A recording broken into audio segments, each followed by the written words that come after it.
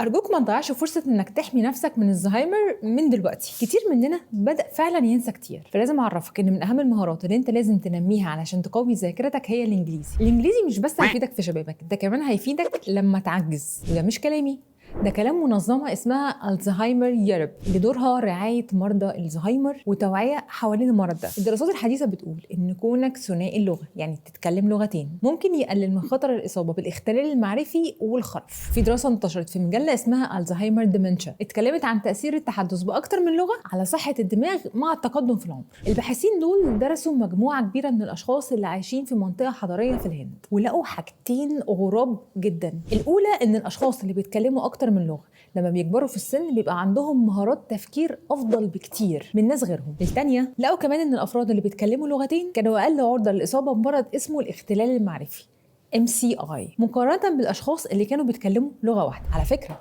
حتى لو الشخص كان بيتكلم حاجات بسيطة جدا من اللغة التانية، فده برضه بيساهم في تقليل خطر التدهور الإدراكي. عشان كده عزيزي الوتشر عزيزاتي الوتشراية، انت لازم تلحق نفسك من دلوقتي ونمي مهارات تفكيرك وقوي ذاكرتك. وأسهل وأسرع طريقة تتعلم بيها إنجليزي هي طريقة التشانكس، وما تدورش كتير، كلمتك عنها قبل كده في فيديوهات موجودة على الصفحة دي، وبساعدك كمان تتعلمها في كل فيديوهاتي سواء هنا أو على اليوتيوب. ما تنساش تتابعني وتشارك الفيديو مع صاحبك اللي ذاكرته بدأت تضعف زي ذاكرة دوري.